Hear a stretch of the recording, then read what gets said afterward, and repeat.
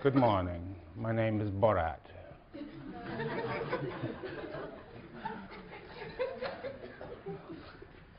Anyone see the movie yet? Yeah, I saw it over the weekend. Had to cheer myself up a little bit after Saturday afternoon. But there's still another week to go. Still time. Still time. Good morning. I want to talk today about my favorite part of the second discourse, a book that never grows old, that never fails to produce. Last time, in talking about Rousseau's account of the origins of inequality, I focused on a famous passage in which Rousseau claims it was the establishment of private property that was the true formation of civil society and the beginnings of inequality and all of the subsequent miseries of the human race that he wants to describe. But in fact, that's not really true, and Rousseau himself knows it's not quite true. If Rousseau were only interested in issues of class and economic inequality, there would be very little difference between him and materialist theorists of society like Karl Marx. Although Marx was, in fact, a very appreciative reader of Rousseau and got most of his best lines against capitalist society from him. Nevertheless, Rousseau understands that even for institutions like property and civil society to be possible, there must be huge and important developments that go on or take place even prior to this, moral and psychological transformations of human beings. And it is for Rousseau far more what we might call the moral and psychological injuries of inequality than the material aspects of the phenomenon that is of concern to him. Rousseau very much takes the side of the poor and the dispossessed. But it isn't property, or it isn't poverty, rather, that really rouses Rousseau's anger, as it is the attitudes and beliefs shaped by inequalities and of wealth and power. It is Rousseau, the moral psychologist, where his voice truly comes out. In many ways, Rousseau, like Plato, finds his voice when discussing the various complexities of the human soul. So what is the chief villain in Rousseau's second discourse and his account of the beginnings and development of inequality? Real inequality begins in a faculty or a disposition that is, in fact, in most editions of the book, rendered simply by the French term because it is really untranslatable into English. It is amour propre, the first term I put on the board, which is the first and most durable cause of inequality for Rousseau. Amour propre, again, it's an untranslatable word, but in many ways is related to a range of psychological characteristics such as pride, vanity, conceit. In the translation that you have, or in the translation that you have, I believe the translator refers to it as egocentrism, a kind of ugly, modern, psychologistic term, I think. But probably better and more accurately, evocatively translated by terms like vanity and conceit or pride. Amour propre for Rousseau only arises in society and is the true cause, he believes, for our discontents. And in a lengthy footnote that I hope you checked, in a lengthy footnote he distinguishes amour propre from another disposition that he calls amour de soi-même, a sort of self-love. How are these distinguished? He says in that note, we must not confuse amour propre with love of oneself. These are two passions, very different by virtue of their nature and their effects. Love of oneself, amour de soi-même, love of oneself is a natural sentiment, he writes, which moves every animal to be vigilant in its own preservation, and which, directed in many by reason and modified by pity, produces humanity and virtue. So there is a kind of self-love, he says, that is at the root of our desire to preserve ourselves, to be strong in our self-preservation, and to resist the invasion or encroachment by others. But then he goes on to say, amour propre is an entirely different kind of passion or sentiment.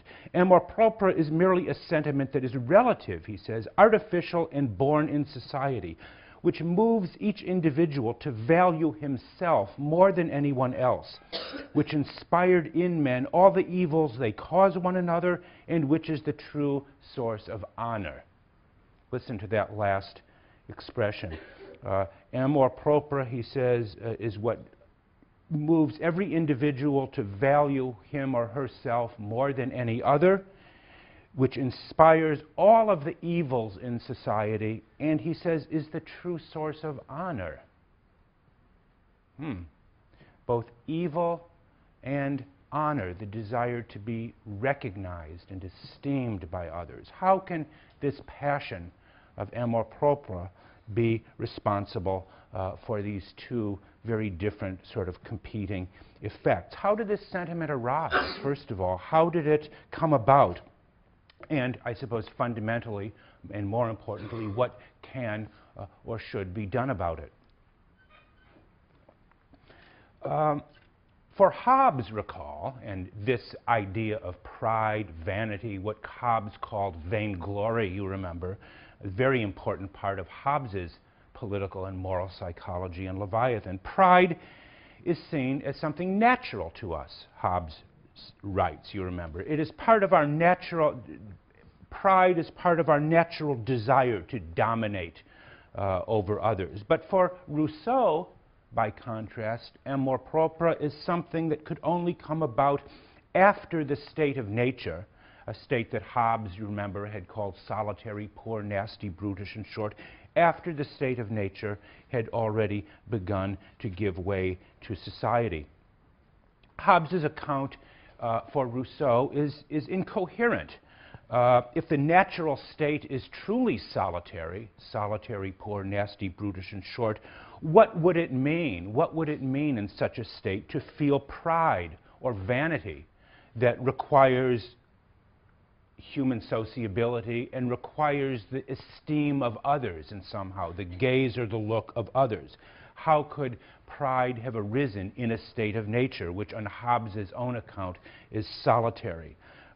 Rousseau uses Hobbes in a way to prove his own point, that amour propre, vanity, is not a natural sentiment, but, as he says in that passage I just read, a sentiment that is relative and artificial, could only have come into being once we enter society in some ways. But how did that happen? Rousseau speculates about this, and again, this is part of his hypothetical or conjectural history. He speculates that amour propre began to arise and develop as soon as people began to gather around a hut or a tree and to look at one another.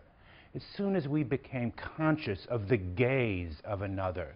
And it is from that gaze, from the look or gaze of another, that the passion of vanity was born. Listen to the way in which he speculates how this arose. Each one, he says, began to look at the others and to want to be looked at himself, and public esteem had a value. The one who sang or danced the best, the handsomest, the strongest, the most adroit, or the most eloquent became the most highly regarded. And this was the first step toward inequality, and at the same time toward vice. From these first preferences were born vanity and contempt on the one hand, and shame and envy on the other. and the fermentation caused by this new leavens eventually produced compounds fatal to happiness and innocence. So the rise of this passion to be seen to be best at something, produced for many people, again, as he puts it, pride and vanity, from some shame and envy on the part of others. And from this fatal compound grew tendencies that were, as he says, fatal to our happiness and innocence. And Rousseau, I think, is very much onto something here. Amour propre is presented in the passage I just read and throughout much of the second discourse in largely negative terms. But it is also related to something positive in many ways for the development of humanity and society. The desire felt by all people once we enter society to be accorded some kind of recognition or respect by those around us. That too is a part of amour propre, the desire to be seen and recognized and respected. The desire for recognition, he says, is at the root of our sense of justice. And underlying this, I think, is the intuition, powerful and in many ways, I think, deeply true, that our feelings, beliefs, opinions, and attitudes be acknowledged and respected by others around us, that we matter in some way. When we feel that our opinions are slighted, when others do not recognize our worth, we feel angry about this. And this need for recognition, which is part of this passion of amour propre, is for Rousseau also a cornerstone of justice. But it is also, as he says, at the same time, the demand for recognition can easily